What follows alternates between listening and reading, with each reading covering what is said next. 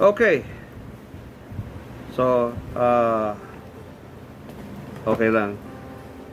Ito ay sequel o continuation ng mensaheng aking ibinigay mga 2 linggo na nakakaraan at may kinalaman to sa nangyayaring pandemya sa ating kapaligiran. At syempre ang common denominator, hindi mo maiiwasan ay takot. Takot na bumabalot ngayon sa 80% or more according to the survey na ginawa sa sa mga Pilipino sa atin. More than 80% may survey na ginawa. Talagang araw-araw naririyan at hindi maiwasan maisip ang COVID at naroon ang takot. Pero ito ang ating pagkatandaan. Kaya nga hindi COVID ang dapat katakutan. Nakikita niyo yung picture? Hindi COVID ang dapat katakutan. Bakit tayo natatakot sa COVID? Bakit tayo takot sa COVID? Ano ba ginagawa ng COVID? Nakakamatay. Yun! Nakakamatay. O ngayon, kung nakakamatay, Gusto mo pang mabuhay. gusto mo pang mabuhay. Okay, okay. Ano ba ang sinasabi ng salita ng Diyos tungkol sa kamatayan? Iyan ang ating bigyang pansin. Kaya pwedeng buksan natin ang ating mga Biblia sa Mateo 10:28. Mateo 10:28. Matthew 10:28. Okay? So, akin pong babasahin sa Tagalog. Okay, English ang Bible ninyo. Kay Tagalog. Ito po ang nakapaloob. Huwag ninyong katakutan ang pumapatay ng katawan, ngunit hindi naman pumapatay ng kaluluwa. Sa halip, ang katakutan ninyo ay ang Diyos na may kakayahang pumuksa ng katawan at kaluluwa sa impyerno. Anong ipinapahayag o ano ang punto ng talatang ito? COVID, takot dahil mamamatay tayo. Alalahanin natin ng isang bagay. Tayo ay nilalang ng Panginoon at sa simula pa ng una, hindi pa tayo nakukonceive o nabubuo sa sinapupunan ng ating ina, meron na siyang plano sa atin, hindi tayo aksidente. Kaya nga, pagdating sa paksang kamatayan, isang bagay ang dapat nating malaman. Itinakda na ang ating kamatayan. Appointed, itinakda na. At sino nagtagda? Yan ay walang iba kundi ang lumalang sa atin, ang Panginoon. From the very start, naroon na sa kalendaryo niya kung kailan tayo ipapanganak at kung kailan tayo mamamatay. Kaya nga nandito sa Matthew 28, anong sabi dito? Huwag katakutan ang pumapatay ng katawan, pisikal. Okay? Ngunit hindi naman pumapatay ng kaluluwa. Kaya, yun ang mas mahalaga. Okay? Yun ang mas mahalaga. Na ang takot ng karamihan ay puro sa pisikal labang. Hindi nila nalalaman o maaaring hindi nila binibigyang pansin na hindi lamang tayo pisikal na nilikha. Mayroon tayong kaluluwa. Kaya nga dahil sa katotohanan yan, tignan natin yung pangalawang pinakamahalagang isinaad sa talatang ito. Sa halip ay, ang katakutan natin ay, sino? Ang Diyos. Siya ang dapat nating katakutan. Pero ang takot na sinasabi dito sa Diyos ay hindi yung takot na nanginginig tayo, kundi katakutan natin dahil sa ang kapangyarihan na kung saan tayo patutungo kapag itinakda ng ating kamatayan. Naririyan, siya ang hukom. Siya ang hukom. Kaya't ating laging isaalang-alang na ang COVID ay pumupuksa lamang o pumapatay lamang ng ating pangpisikal na katawan. At ang pisikal na katawan ay hindi nagtatagal. Ano ba ang sabi sa awit? Sa awit, ang sinasaad, ang ating buhay ay parang isang bulong lamang, whisper. Sa iba naman, vapor, mist. Ganun lang, kasandali. Paano mong ihahambing ang buhay sa mundo kapag ikay namatay at naririyan na ang walang hanggan na patutunguhan mo? Walang hanggan. Kaya pumunta ngayon tayo sa isang talata na dito tayo talagang magbibigay pansin. Hebreo 9:27. Hebreo 9:27. Bigyan pansin natin ang Hebreo 9:27. Okay? Nakita na ninyo kung ano nakasulat sa Hebreo 9:27? Oo, pwedeng pakibasa. Ikaw yan na.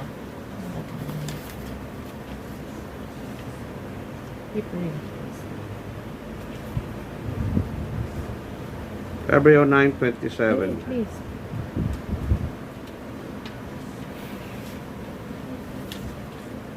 Just as man is destined to die once, and after that to face judgment. Okay. Itinakda sa mga tao na sila'y minsang mamamatay at pagkatapos ay ang paghuhukom. Itinakda. Ayan, nasabi ko na nga yan eh. Wala na tayong magagawa dyan. Itinakda na. Wala na tayong control. Kung kailan tayo kukunin ng Panginoon, kung kailan tayo nakaplano na mamatay, that's it.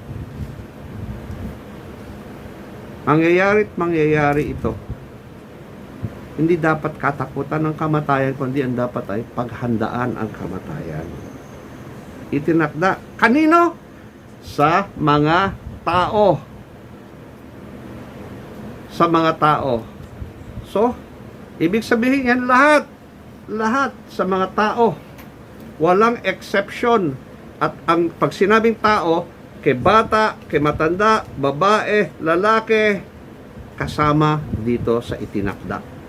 Kaya pwedeng masabi natin, itinakda para kay Bien, itinakda para kay Ate Diding, itinakda para kay Santiago, James, itinakda para kay Ed.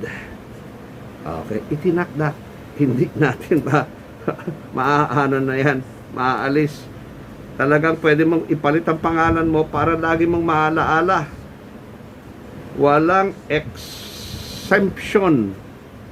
Hindi tayo exempted. Maliban na lamang na dumating na ang ating Panginoon at kunin tayo. Second coming ang tawag natin doon. Kaya nga hindi may iwasan. Lahat tayo ay haharap sa kamatayan. Lahat tayo ay haharap sa kamatayan. May sinasabing birth control, di ba? Nakokontrol ngayon. Yung mga contraceptives at ang pinakamalala ay abortion. Bakit? Ayoko ng batang ito. Isilang. Kaya yan. Pero walang death control.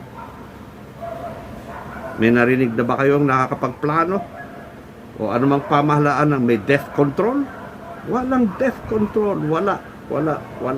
Hindi magagawa ng tao yan. At tanging ang Diyos lamang ang makakagapi sa kamatayan. Kaya, nakita natin ha, itinakda. Walang exempted dito sa lahat, sa mga tao. na sila'y minsang mamamatay. Minsang mamamatay. Minsan, ibig sabihin, walang reincarnation. Hindi maaaring pagka namatay ka ngayon ay mabubuhay kang muli. Nandito, malinaw sa salita ng Diyos, pagka ikay namatay, eto, minsan, 27, Hebreo 9:27. Okay? Ikay minsang mamamatay, itinakda kay Edgar Morada. Yan, ako na yan, ha? Na siya'y minsang mamamatay. At tignan natin yung susunod na bahagi ng talata. At pagkatapos, okay. At pagkatapos, yan, at pagkatapos. So, ibig sabihin yan, hindi kamatayan ng katapusan. Dahil sinabi dito na tayo'y minsang mamamatay at pagkatapos. Hindi period. Pag namatay ka, period. Wala na. Hindi pala eh. Hindi. Ayan o, nakalagay o. Meron pa. Pagkatapos, may mangyayari pa pagka namatay tayo sa mundong ito. Ano ang mangyayari? Ay ang paghuhukom. Iyan na. Diyan ka na matakot. Paghuhukom. Diba? Bien? Diba, bien? Okay?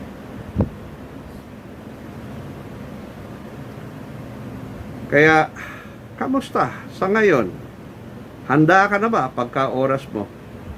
Dahil naririto, malinaw, mamamatay ka nga, pero hindi yan ang katapusan mo.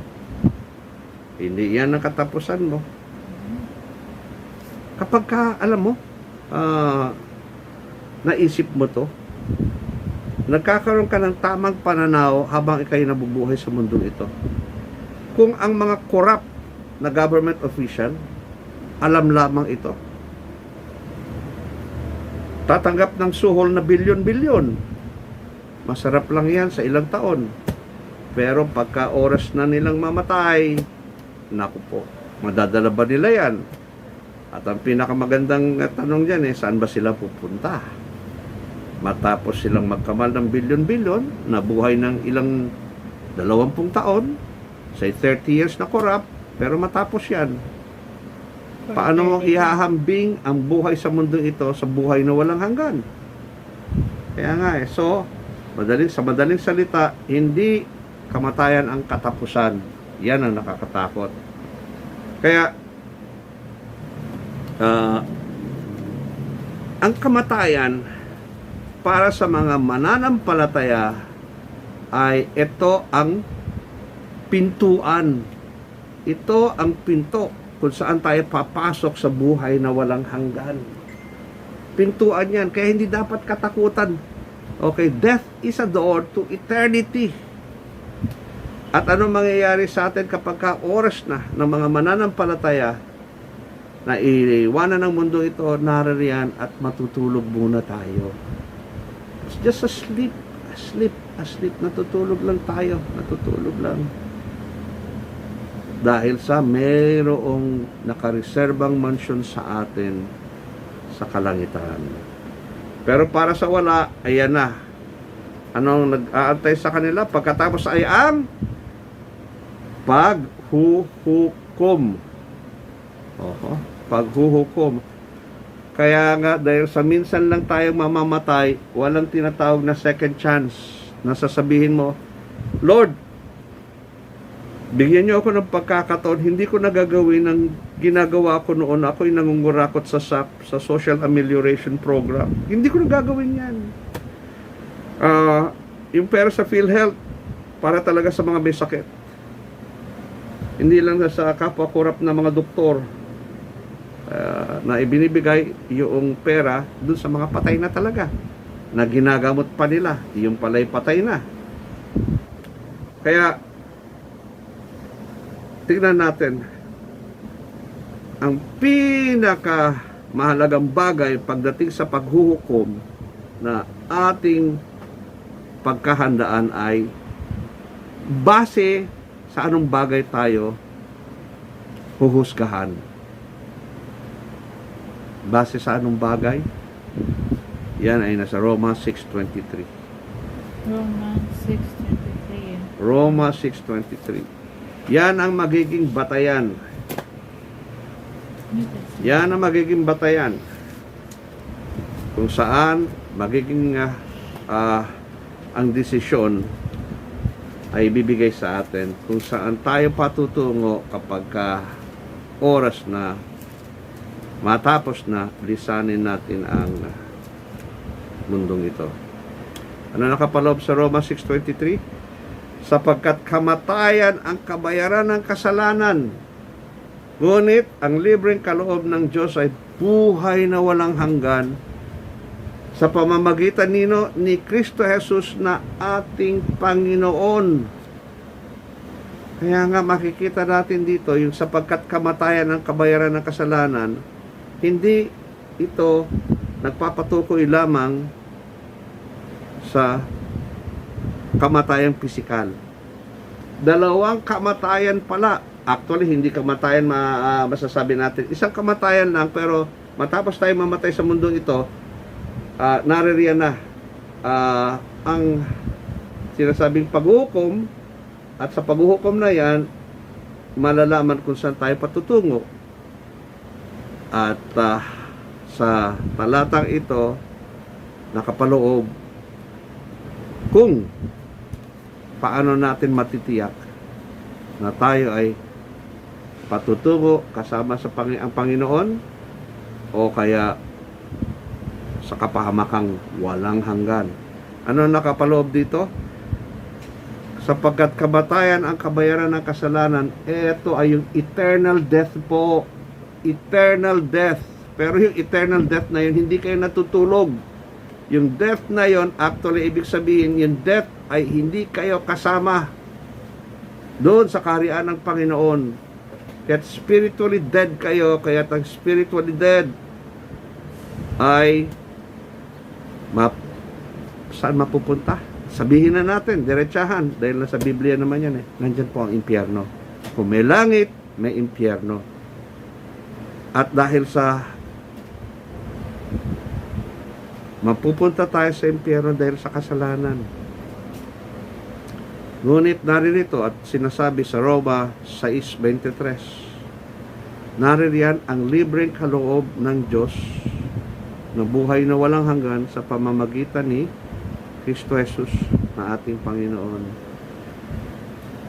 Kaya wala pong ibang kaparaanang itinakda o maaari pa nating isipin kundi isang bagay. Tinanggap mo ba si Kristo bilang iyong Panginoon at tagapagligtas?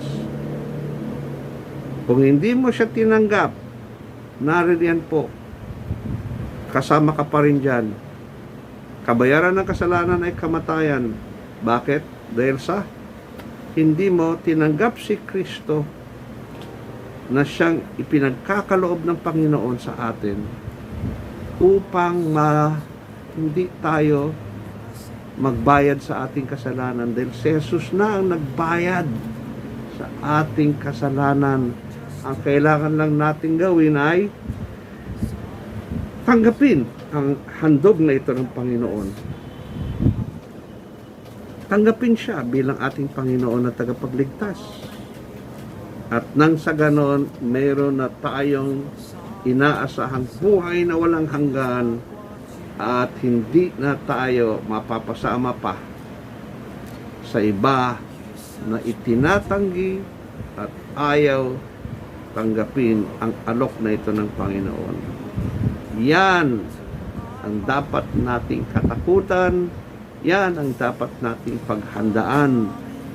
Kaya kamusta po kayo ngayon? Kayo ba ay may koneksyon na sa Diyos sa pamamagitan ni Kristo? Tinanggap na po ba ninyo ang alok ng Panginoon na gawing tagapagligtas at ating Panginoon si Jesus? Kung hindi pa po, naririto, oras na upang ating buksan ang ating puso't isip sa inaalok ng Panginoong kaligtasan sa pamamagitan ng kanyang anak na si Kristo Jesus. At sa mga tumanggap na kay Kristo bilang Panginoon at tagapagligtas, huwag po kayong matakot. Gawin nyo ang nararapat, protektahan nyo ang inyong sarili, pero kung talagang may mangyayari at mangyayari pa at oras na ninyo, yun po ay hindi na maiiwasan. Yun po ay itinakda na ng Panginoon. Tulad ng iba dyan na ginagawa na nila lahat ng kailangan. Ngunit alam nyo saan sila nadali? Sabi nito isang kaibigan kong taga Chinatown. Nako, may kaya naman sila eh. Walang problema. Face shield, face mask, lahat ng protection sa bahay, alcohol, lahat ginagawa na. Disinfectant, lahat ginagawa na. Bakit yung pamilya niya nagka-COVID pa rin? Ang sapantahan nila ay may dumating na delivery, pinapirma sila, ginamit yung ballpen nung rider o nung delivery boy, okay? At yun daw, suspecha nila sa ballpen. Ganong kaliit na bagay. One time lang. At buong pamilya nagka-COVID. Kaya nga po, talagang kung minsan gawin na natin ang lahat, pero kapag ka oras na natin, tanggapin natin. Dahil sa tayo ay ginawa lamang ng Diyos. Nasa kamay tayo ng lumalang sa atin. Nasa kamay niya tayo. At noon pa man, alam na niya kung hanggang kailan tayo mabubuhay sa mundong ito. Ang mahalaga talaga ay ang katakutan natin ay ano ang mangyayari sa atin kapag ka nawala na tayo sa mundong ito. Yan ang paghandaan natin. Ngunit, yung kasalanan na yan, kasalanan, ay nagapit na, talunan na kapag ka si Kristo ay nasa buhay mo na. Kaya nga po, kamusta kayo? Araw-araw, balot kayo ng takot sa COVID. Wag po. Dahil sa nariyan, ano man ang mangyari sa atin sa mundong ito, meron ng kasiguruhan kung saan tayo patutungo kapag may relasyon, may connection na tayo sa Diyos sa pamamagitan ni Kristo. Kaya tanungin ninyo ang inyong sarili ngayon, ano ang dapat natin gawin? Baka may kamag-anak pa po kayo na hindi pa nakakakilala kay Kristo. Yan ang katakutan ninyo. Kayo okay na, pero kamusta yung mga kamag-anak ninyo, mga mahal ninyo sa buhay, na hindi nyo pa binabahagihan ng salita ng kaligtasan? At hindi nating maiwasan sa oras na ito, lumalaganap talaga ang COVID. By end of August, 200,000 ang projection na magkakaroon ng kaso ng COVID. Sa ngayon, ilan na ang namamatay? Maaari pong umabot ng 3,000 by end of August, start of September, at laging yan ang sumasaisip sa atin. Alam niyo po, ang bigyang pansin natin ngayon ay paghandaan ang buhay na walang hanggan. Kung may Kristo na kayo, okay na kayo, gawin niyo ang lahat ng kailangan para protektahan ang inyong sarili. Ngunit gawin niyo ang lahat din ng kailangan para siguraduhin ninyo ang mga mahal ninyo sa buhay ay makakasama ninyo sa buhay na walang hanggan, dahil sa ang kailangan ngayon ay makilala nila si Kristo bilang kanilang Panginoon at tagapagligtas. At kapag ka oras nyo na, paglilibing kayo, ano ang makikita? Naroroon, pwedeng ilagay nyo sa tombstone, ha ha ha! Tatawanan nyo lang ang kamatayan dahil hindi talaga naman kayo patay. Katawang lupa nyo lang ang naroroon. Ngunit kayo kakasama nyo na ang ating Panginoon sa kanyang kaharian, doon sa kalangitan, na kung saan wala pong COVID. Dahil sa alam naman natin na ang COVID ay may iba pang kahulugan. Christ overcomes virus and infectious diseases. Yan ang COVID. Yan ang COVID. Katulad po ng aking gagawin ngayon. Yan, para magtagal pa ako sa mundong ito, kaya ako nagsusuot ng face mask. Kaya magsuot din kayo ng face mask. Okay po? So tayo manalangin ngayon. Ama, tunay nga po na naririto talaga ang COVID. Hindi may iwasan. Kailangan natin gawin ang nararapat para may panangga kami laban sa COVID. Ngunit hindi po kailangan nababalot araw-araw ng takot kami na inyong mga anak. Dahil alam po namin na talaga namang pansamandali lang kami sa mundong ito. 70, 80 years old, buti nga kung makaka 100 kami. Ngunit ang mahalaga ay handa kami para sa buhay na walang hanggan. Ang dapat pong matakot ay yung mga kakilala namin, mga mahal namin sa buhay, at iba pang nakikinig sa oras na ito na wala pa si Kristo sa kanilang buhay. Kaya dalangin namin sa oras na ito, Panginoon, isuko nila ang kanilang buhay kay Kristo. Aminin nilang sila'y makasalanan at di nila maliligtas ang kanilang sarili at tanggapin ang inyong alok na gawing Panginoon at tagapagligtas si Jesus na inyong anak, at isuko ang kanilang buhay, at nang sa ganon, Panginoon, matupad ang plano ninyo sa amin, dahil hindi kami aksidente dito. Hindi kami aksidente, talagang itinakda nyo na mabuhay kami sa mundong ito, dahil yun naman talaga ang inyong plano. Iyaman nga lamang pumasok ang kasalanan, pagpasok ng kasalanan, naririyan at dumating ang kamatayan. Ngunit sa pamamagitan ng dugo ni Kristo, nalinis na muli at nabayaran na ang aming mga kasalanan, kaya't narito, handa na kami na kapag ka-oras na namin, nag-aantay ang buhay na walang hanggan.